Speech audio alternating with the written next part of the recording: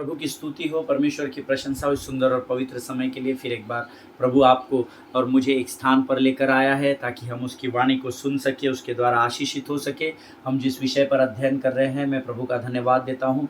बहुत सारे लोगों के जीवन में परमेश्वर भेद को प्रकट कर रहा है, भेद की बातों को प्रकट कर रहा है और वचनों के द्वारा सीधे परमेश्वर लोगों के मनों को स्थिर कर रहा है। हालेलुया। मैं उस महान परमेश्वर का धन्यवाद देता हूँ जिसने मुझे चुना कि मैं इन वचनों को आप तक पहुंचा सकूं। हालेलुया। परमेश्वर का धन्यवाद हो उन तमाम आशीषों के लिए जो उसने इस समय तक मेरे और आपके जीवन में दी है, और आज फिर एक बार इन वचनों के द्वारा वो अनगिनत और अद्भुत आशीषों को लेकर हमारे जीवन में उपस्थित हुआ है। आमीन। और मेरा विश्वास है आप लोग उन आशीषों को जो वचन के द्वारा मुझे और आपको स्वर्गीय स्थानों में प्राप्त होने जा रही है, हम सब तैयार है ताकि हम उन आशीषों को ग्रहण कर सकें। हालेलुया। परमेश्वर आप सबों को आज के इस पवित्र दिन में बड़ी आशीषों से भरे। प्रभु करे कि आपके जीवन में आज के इस पवित्र दिन में अद्भुत गवाहियाँ हो। आमीन। प्रभु का धन्यवाद हो कि परमेश्वर ने ये समय हमारे जीवन में जोड़ा है। प्रियो, ये समय है जब हम कुछ वचनों को पढ़कर परमेश्वर का धन्यवाद दें, उसका गुणानुवाद करें और उसकी स्तुति करें, और फिर हम अपने वचनों की ओर आगे बढ़े। आमीन। आज हमने पढ़ने के लिए जो वचन चुने हैं वो पाए जाते हैं नीति वचन 15 और उसके 12 से लेकर 16 वचनों को हम पढ़ेंगे। The book of proverbs chapter 15 versus 12 to 16। नीति वचन की पुस्तक उसका 15 अध्याय और उसके 12 से 16 वचन हम पढ़ेंगे। The word of God says, ठट्टा करने वाला डांटे जाने से प्रसन्न नहीं होता और न वह बुद्धिमानों के पास जाता है। मन आनंदित होने से मुख पर भी प्रसन्नता छा जाती है, परंतु मन के दुख से आत्मा निराश होती है। समझने वाले का मन ज्ञान की खोज में रहता है, परंतु मूर्ख लोग मूढ़ता से पेट भरते हैं। दुखियारे के सब दिन दुख भरे होते हैं, परंतु जिसका मन प्रसन्न रहता है वह मानो नित्य भोज में जाता है। घबराहट के साथ बहुत रखे हुए धन से यहोवा के भय के साथ थोड़ा ही धन उत्तम है। हालेलुया। परमेश्वर इन वचनों को समझने में आपकी और मेरी सहायता और मदद करे। जितनों ने मेरे साथ इस वचन को पढ़ा है, परमेश्वर आपको बड़ी बरकत और बड़ी आशीष दे। आमीन। वचन कहता है, ठट्टा करने वाला डांटे जाने से प्रसन्न नहीं होता है। हालेलुया।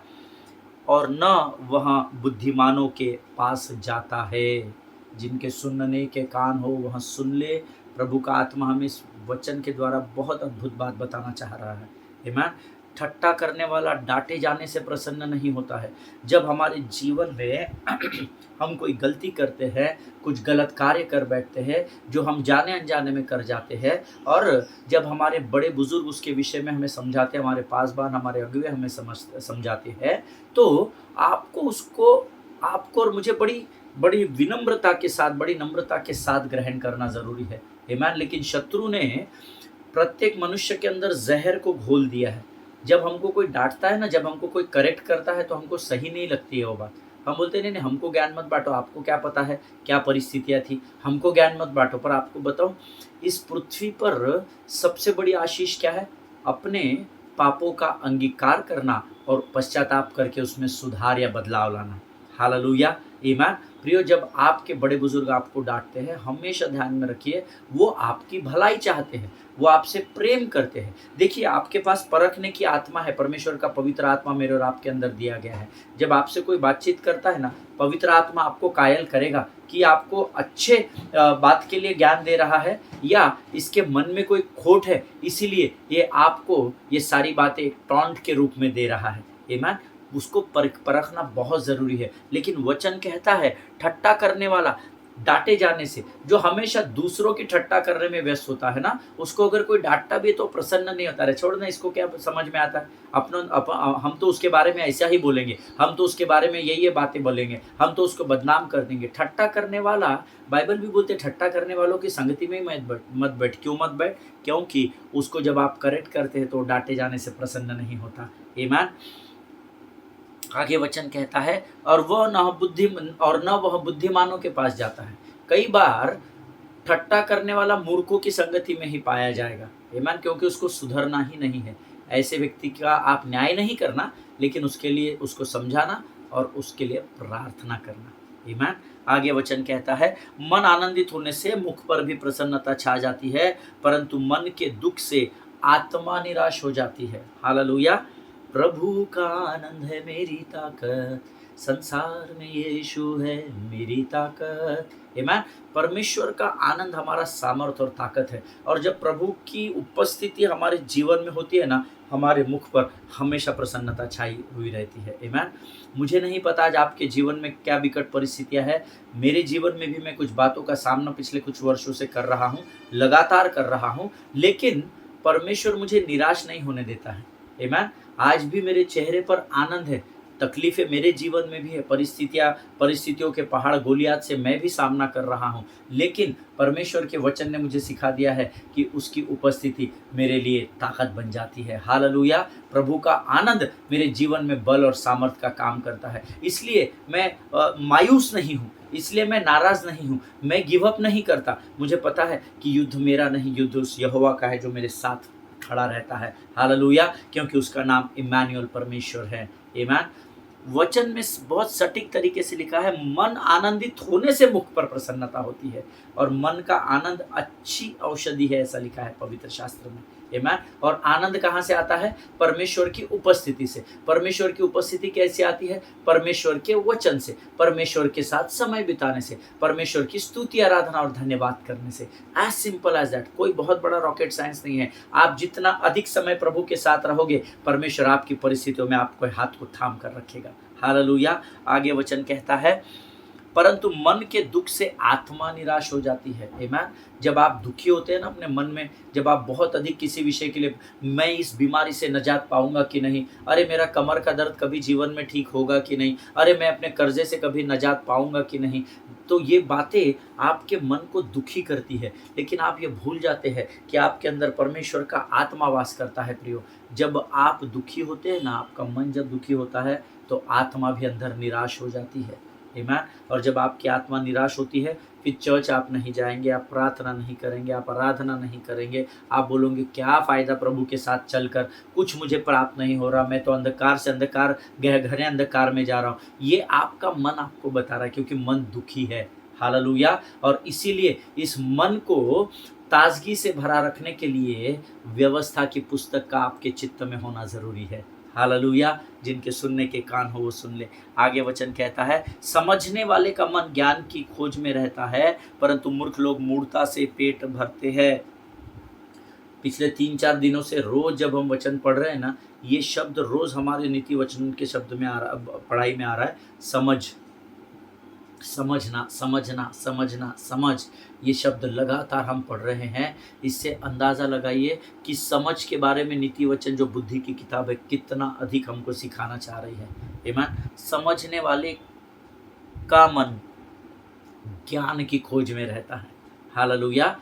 वचन के पढ़ने वाले नहीं, उसको समझकर उस पर चलने वाले बनो, ऐसा वचन कहता है। हालेलुया। केवल वचन के चलने वाले, सुनने वाले नहीं, परंतु उस पर चलने वाले बनो।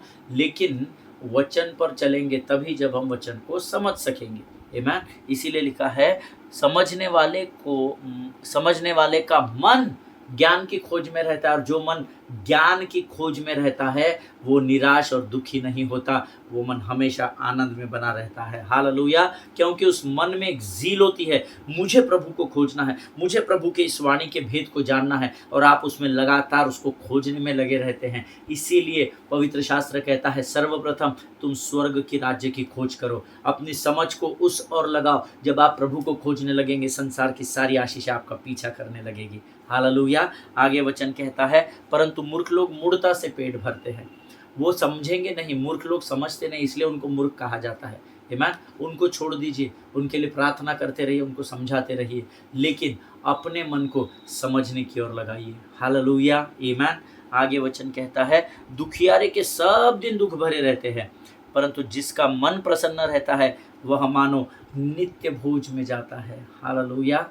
दुखी आदमी को आप कितना भी समझाओ, उसको जब भी देखेंगे मुंह लटका हुआ, मुंह पर उदासी, उसको देख कर के अपन दुखी हो जाते हैं।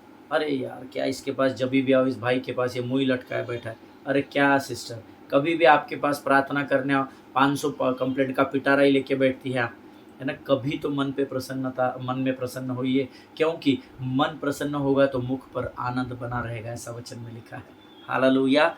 दुखियारे के सब दिन, जो दुख में अपने, देखिए दुख से निकलने के लिए आपको कार्य करना पड़ता है। बैठे जगह पर सोचकर दुःख नहीं हरेगा आपका, आपको उसके लिए उठना पड़ेगा, प्रभु की संगति में आना पड़ेगा, प्रार्थना आराधना में समय बिताना पड़ेगा। तो परमेश्वर आपके दुःख को, late the weak say I am strong and let the poor say I am rich, this is the word of God.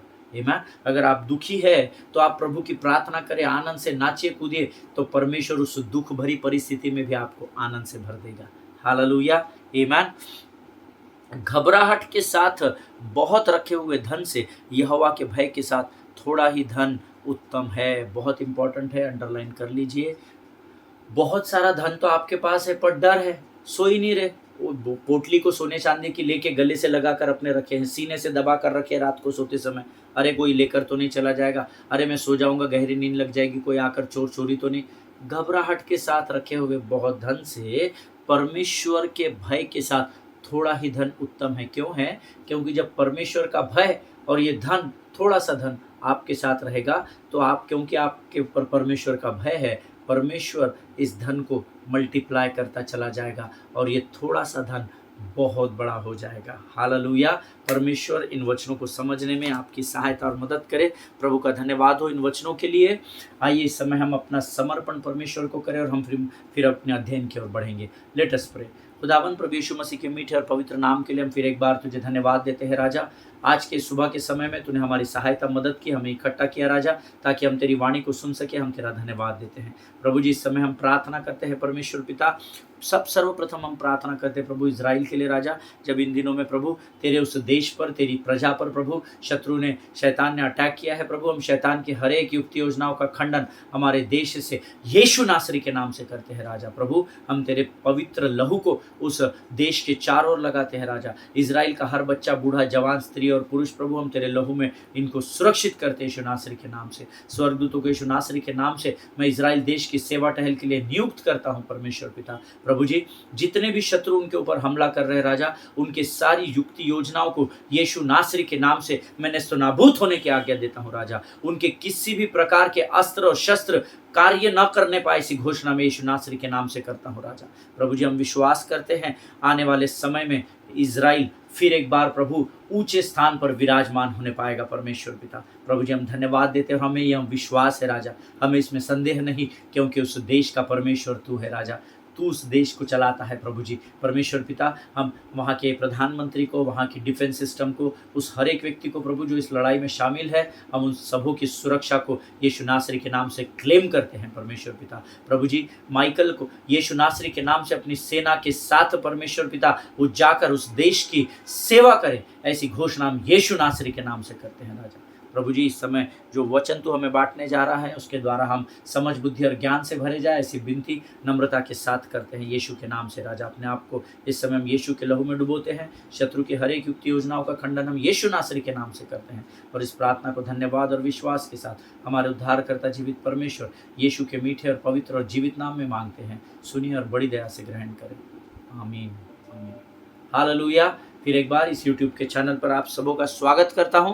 कल से हमने शैतान के कैरेक्टर के विषय में सीखना आरंभ किया था। And as I told you, the word character comes from the word characteristics, जिसका अर्थ होता है incidents that reveals the nature of a man और अ थिंग। आमीन। Incidents that reveals the nature of a man और a thing. कुछ मनुष्य के जीवन के कुछ ऐसी बातें जो उसके स्वभाव को प्रकट करती है, उसको कैरेक्टरिस्टिक्स कहा जाता है। और मैंने आपसे कल कहा था, जैसे परमेश्वर के स्वभाव को, उसके कैरेक्टर को अलग अलग नामों के द्वारा हम संबोधित करते हैं। जब हम शालोम कहते हैं तो उसका शांति का स्वभाव प्रकट होता है। जब हम यहोवा सबा कहते हैं तो वो सेनाओं का प्रधान बन जाता है, लड़वैया बन जाता है। जब हम उसको यहोवा सेडकेनु कहते हैं तो वो धार्मिकता का परमेश्वर का स्वभाव प्रकट होता है। जब हम उसको यहोवा यीरे कहते हैं तो वो हमारी सारी बातों का प्रयोजन करने वाला परमेश्वर करके संबोधित किया गया है। उसी प्रकार से शैतान को भी पवित्र शास्त्र में अलग अलग समय पर अलग अलग नामों से संबोधित किया गया है। ऐसा के पास सब हमको तो शैतान ही मालूम है, हाँ सभी को शैतान मालूम है। इसीलिए हम इस अध्ययन को कर रहे हैं, ताकि वो अलग अलग रूप के द्वारा जब हमारे जीवन में प्रवेश करे तो हम जान सके और समझ सके, अरे ये तो शैतान है, जो बहरूपे का रूप धारण करके आया है। आमीन। देखिए ये बहरूपिया जो होता है, ये जैसे भेड़ शेर की खाल पहन कर आती है, इसको बहरूपिया कहा जाता है। आमीन। सो सर्कस में आप देखते हैं ना, जोकर्स होते हैं, तो वो एक्चुअली जो सब नाक में लगाते हैं, मेकअप करते हैं, लिपस्टिक्स लगाते हैं अलग अलग कलर से, वो एक्चुअल नहीं होता, उसको बहरूपिया कहा जाता है। वो तो मेरे और आपके जैसे दिखने वाले इंसान होते हैं। आमीन। सो हम इस बहरूपियों को पवित्र शास्त्र किस नाम से हमको पहचानने के लिए सिखा रही है, उसका अध्ययन करेंगे। Hallelujah. So yesterday the first name which we started learning was Satan, SATAN। मैंने आपसे कहा था इसका अर्थ सटान होता है, सटान, लेकिन जनरल लैंग्वेज में इसको सेटन कहा जाता है। सेटन का अर्थ होता है, इट मीन्स एडवर्सरी, विरोधी या बैरी, जो हमने कल सीखा था। आमीन। उदाहरण मैं आपको देता हूँ। देखिए शैतान क्या करता है, आजकल एक नया ट्रेंड चला है कि मोबाइल में ऑनलाइन गैम्बलिंग होता है ना। हमारे देश के बड़े बड़े नेता हैं, हमारे देश के बड़े बड़े स्पोर्ट्समैन हैं, हमारे देश के बड़े बड़े बॉलीवुड के एक्टर्स हैं, हीरोइंस हैं, वही लोग गैम्बलिंग का एडवर्टाइज कर रहे हैं। जुआ खेलने के विषय में हमको देखिए, हमारे देश की प्रगति का एक उदाहरण देखिए, जुआ ऑनलाइन खेलने के लिए, गैम्बलिंग खेलने के लिए प्रोत्साहित किया जाता है। और मैं आपको बताऊं बड़े दुख के साथ, ये ग्राफ बताता है हमारे देश का, बहुत सारे जवान इसके पीछे बर्बाद हो रहे हैं। कई लोग मर गए हैं, कई लोग करोड़ों रुपए का कर्ज कर चुके हैं, कई लोग अपने परिवार के लोगों को मार चुके हैं, धन चुरा कर लेकर जा रहे हैं इस गैम्बलिंग को में बढ़ने के लिए। देखिए कहाँ पर हम जा रहे हैं। ये सारी बातें अंतिम क्षणों में हमें इस बात का प्रमाण है, इसलिए हमको शैतान के विषय में सीखना ज़रूरी है। आमीन। सी क्या होता है, एक उदाहरण मैं आपको देता हूँ। शैतान जो है वो आपको ऑनलाइन गैम्बलिंग में, मेरे यहाँ पर एक स्टाफ था जिनके हस्बैंड काम नहीं करता था, सिर्फ दिन भर वो कोई एक गैम्बलिंग गेम है उसमें पत्ते खेलता था, प्लेइंग कार्ड्स, उसमें 200-300 रुपये रोज़ के जीतने का, और उसमें से दारू पीने का और बिरयानी खाने का और सो जाने का, बस वही उसका काम था। और उसको रजिस्ट्रेशन करने के लिए, पैसा भरने के लिए, रजिस्टर्ड होने के लिए पत्नी से पैसे लेता था। बहुत विकट परिस्थिति है आज उस परिवार की। आमीन। सी शैतान चालाक है, और वो भी मैं क्रिश्चियन फैमिली की बात कर रहा हूँ। आमीन। बिलीवर्स की बात कर रहा हूँ। शत्रु चालाक है, याद रखिएगा। आमीन। शैतान क्या करता है, ऑनलाइन गैम्बलिंग में आपको बहुत सारा धन कमा कर देता है। आपको लगता है अरे बाप रे, पहले आप 500 रुपये जीतते हो, फिर 5,000 होता है, फिर 10,000, फिर 20,000, तो आपको लगने लगता है कि मैं इसमें अब एक्सपर्ट ही हूँ। अरे अब तो मेरे को ये इसके सब इन आउट समझ में आ गए, अरे अब तो मुझे कोई हरा नहीं सकता है। और धीरे धीरे शत्रु आपको उसमें इन्वॉल्व करता चला जाता है, आप उसमें गहराई में अपनी जड़ों, उसकी जड़ों में आप फंसते चले जाते हैं। आपको ये समझ में नहीं आ रहा है, लेकिन शैतान चालाक है, इसीलिए हम इस अध्ययन को कर रहे हैं। आमीन। और शत्रु आपको बहुत सारा धन कमा कर देता है, और जब आप उसके चुंगल में बुरी तरीके से फंस जाते हैं ना, तब वो आपको एक ही झटके में बर्बाद कर देता है।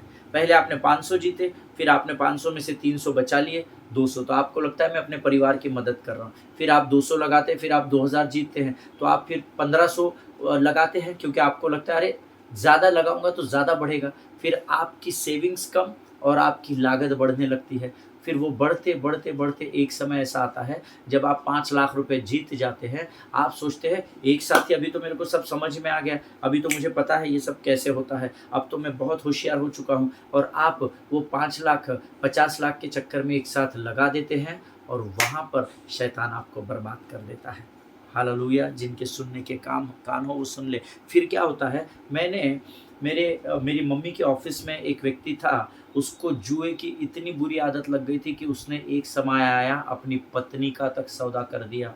बहुत दुख के साथ इस बात को मुझे आपको बताना पड़ रहा है। उसने घर बेच दिया, प्रॉपर्टीज़ बेच दिया, पत्नी का, बच्चों का सोना चांदी, घर के बर्तन सब बेच दिए। जब कुछ नहीं बचा तो उसने अपनी पत्नी को तक बेच दिया। ईमान। शैतान चालाक है, उसके स्ट्रैटेजीज़ को समझना, उसकी योजनाओं को समझना, और इसीलिए शायद प्रभु ने हमें इन अंतिम क्षणों में, जब प्रभु का आना निकट है, हमें यह सब्जेक्ट दिया है, नो योर एनिमी। हालेलुया। शत्रु को जानना बहुत ज़रूरी है प्रभु के लोगों। एक समय आता है वो आपको उकसाएगा, गैम्बलिंग में बढ़ रहे हैं और एक समय आएगा जब आप धड़ाक से नीचे गिर जाओगे, तब आप अपनी ज़मीन बेच दोगे। जो कुछ भी परमेश्वर ने आशीष के रूप में आपको अब तक दिया है, आप उस सब को ख़त्म कर दोगे। वो आप पूरी तरीके से बर्बाद हो जाओगे, क्योंकि शुरुआत में आपको सब अच्छा लगता है, वो आपको थोड़ा करके बढ़ाने लगता है, लेकिन हम ये भूल जाते हैं that he is our adversary. आमीन। वो आपको दिखा ज़रूर रहा है कि सब अच्छा है, तू कर सकता है, तेरे लिए कोई बात असंभव नहीं, तू तो बहुत बुद्धिमान है, देख तूने 500 रुपये से शुरू किया, अभी तू 20 लाख रुपए महीना कमा रहा है, तू कर सकता है। और उसमें हम बढ़ते चले जाते हैं और शत्रु हमें धराशायी कर देता है।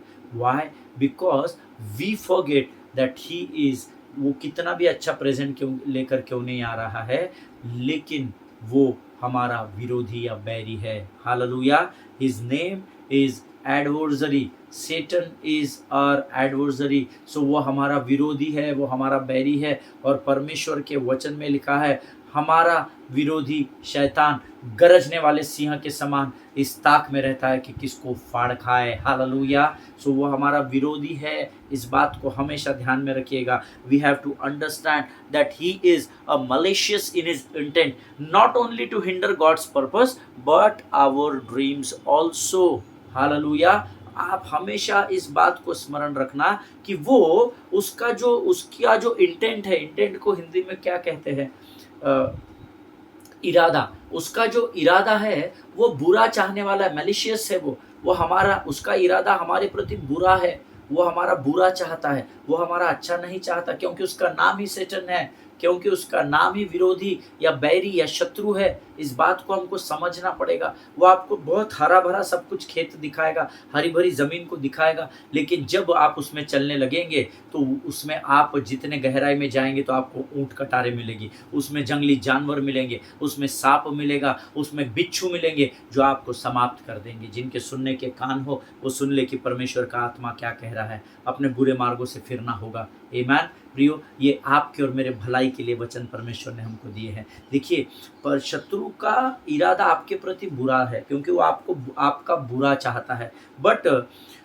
वो केवल आपका बुरा नहीं चाहता है, वो आपका बुरा करने के द्वारा जो उद्देश्य परमेश्वर ने आपके जीवन में रखा है वो उसमें बाधा का कारण बन जाता है। आमीन। और उसके लिए आप और मैं कुछ नहीं कर सकते। इस बात को हमेशा ध्यान में रखना। आपको सतर्क रहने के लिए पवित्र शास्त्र में लिखा गया है, आपको जागते रहने के लिए। प्रभु बोलेगा, मैंने कितने बार तुझे बताया, इस व्यक्ति को मैंने कितने बार तेरे सामने लाया, इस व्यक्ति ने एक ही वचन कितनी बार तुमको बताया, लेकिन तुम समझ ही नहीं रहे, तुम टाइम पास कर रहे हो, तुम इसको ग्रहण नहीं कर रहे हो, सुन जरूर रहे हो पर उसको समझ नहीं रहे हो, जिसका खामियाजा आपको और मुझे भुगतना पड़ेगा। Amen. So always remember that his intent is not good about us. His intents are malicious. उसका जो इरादा है वो हमारे प्रति बुरा सोचता है, वो हमारा बुरा करना चाहता है। नॉट ओनली, सिर्फ इसलिए नहीं कि वो परमेश्वर के उद्देश्य से हमें दूर लेकर जाए, लेकिन वो हमारे जीवन को भी अंधकार में उसी समय लेकर जाता है। हम जब बुराई में फंस जाते हैं तो बट नेचुरली हम परमेश्वर की उपस्थिति से तो दूर ही हो जाते हैं, जिसमें कोई दो राय नहीं है। लेकिन परमेश्वर नहीं चाहता कि हम ऐसा करें। परमेश्वर चाहता है कि हम उसकी संगति में, उसके वचनों में, उसकी फेलोशिप में, सहभागिता में बने रहे, ताकि जब शत्रु हमारा एडवर्सरी बनकर आए तो परमेश्वर कहे कि युद्ध तुम्हारा नहीं है, युद्ध मेरा है, क्योंकि तुम मेरे साथ पाए जाते हो। हालेलुया। आमीन। इस बात को समझिएगा। जकरिया की पुस्तक उसका 3रा अध्याय उसका पहला वचन कोई निकाल ले। The book of Zechariah chapter 3 and verse 1। जकरिया की पुस्तक उसका 3रा अध्याय उसका पहला वचन हम सब मिलकर पढ़ेंगे। वचन कहता है, सबने पवित्र शास्त्र खोल लिया है, मेरा विश्वास है। The word says, he showed me Joshua the high priest standing before the angel of the Lord, and Satan standing at his right hand, resisting him as his adversary. Amen. इस बात को, इस वचन को अंडरलाइन कर लीजिए। फिर एक बार पढ़ता हूं।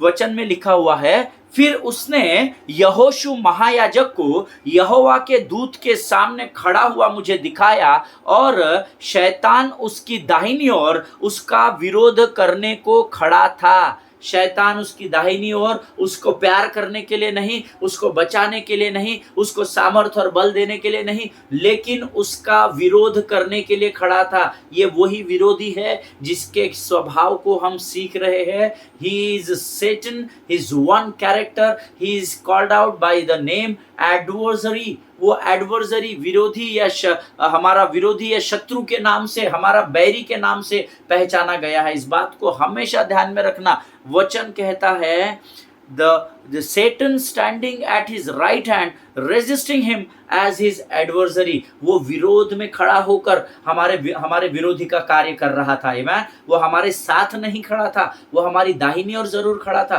पर वो हमारा विरोधी बनकर खड़ा था। इस बात को याद रखिएगा। पहला पत्रस 5वां अध्याय 8वां वचन कहता है, सचेत रहो और जागते रहो, क्योंकि तुम्हारा विरोधी शैतान गरजने वाले सिंह के समान इस खोज में रहता है कि किसको फाड़ खाए। Your adversary, the devil, seeks whom he may devour। This is the word of God। The First Peter chapter 5 verse 8 भी इस शब्द को पुकारता है। इसीलिए हम उसके स्वभाव को सीखने की कोशिश कर रहे हैं, उसके कैरेक्टरिस्टिक्स को सीखने की कोशिश कर रहे हैं। सचेत हो और जागते रहो, क्योंकि तुम्हारा विरोधी शैतान गरजने वाले सिंह के समान इस खोज में रहता है कि किसको फाड़ खाए। तुम्हारा विरोधी शैतान, तुम्हारा विरोधी शैतान, योर एडवर्सरी सेटन, ऐसा पवित्र शास्त्र में लिखा हुआ है प्रभु के लोगों।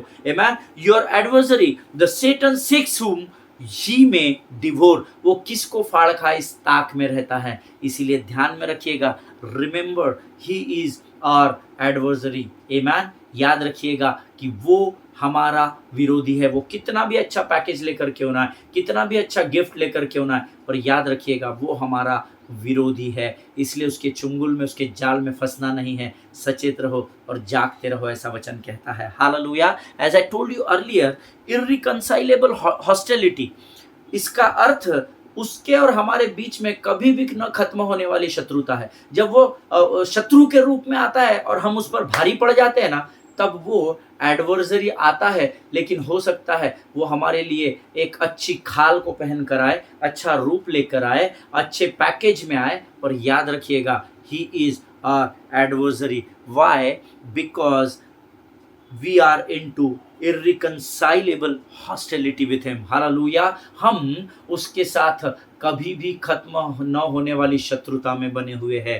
आमीन। It is going to be ended when Jesus will destroy this adversary। Amen। ये कभी भी न खत्म होने वाली शत्रुता तभी समाप्त होगी जब यीशु मसीह दोबारा आकर इसको सांकलों में बांध देगा। हालेलुया। तब तक ये युद्ध चलता रहेगा।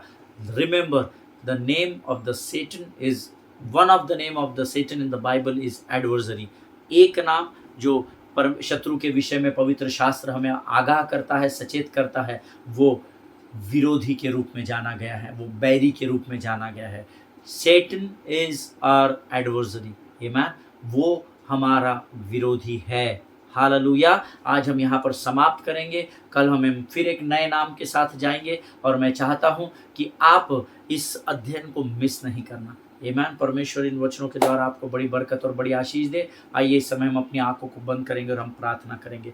खुदावंद प्रभु यीशु मसीह के मीठे और पवित्र नाम के लिए हम धन्यवाद देते हैं। प्रभु, आज जो अद्भुत वचन तूने हमें सिखाया उसके लिए हम तेरा धन्यवाद देते हैं। परमेश्वर पिता, प्रभु जी, इस सुंदर समय को हम तुझे समर्पित करते हैं। राजा प्रभु परमेश्वर पिता, इस समय में हम अपना सब कुछ तुझे समर्पित करते हैं। राजा प्रभु, जो बातें आज हमने सीखी है उसके द्वारा तूने हमें आशीष दी है, हम तुझे धन्यवाद देते हैं। प्रभु जी परमेश्वर पिता, हम प्रार्थना करते हैं उन तमाम वचनों के लिए जो आज तूने हमें सिखाया राजा, उसके द्वारा प्रभु जी ये वचन हमारे जीवन के अंत तक हमारे साथ, हमारी स्मरण शक्ति में बने रहे, और हम केवल इन वचनों के सुनने वाले नहीं, इस पर समझ को लेकर इस पर चलने वाले हो सके। राजा सारी बातों में महिमा तुझको देते हैं, अपने आप को यीशु मसीह के लहू में डुबोते हैं, और विनती को धन्यवाद के साथ यीशु नासरी के नाम से मांगते हैं। सुन और कबूल कर। आमीन। सभी को जय मसीह की। स्वस्थ रहें, सुरक्षित रहें, एक दूसरे के लिए प्रार्थना करते रहें। अपने पासबानों के लिए, उनके परिवारों के लिए ज़रूर प्रार्थना करें। हम अगली बार फिर मिलेंगे, तब तक स्वस्थ रहें, सुरक्षित रहें। सभी को गॉड ब्लेस।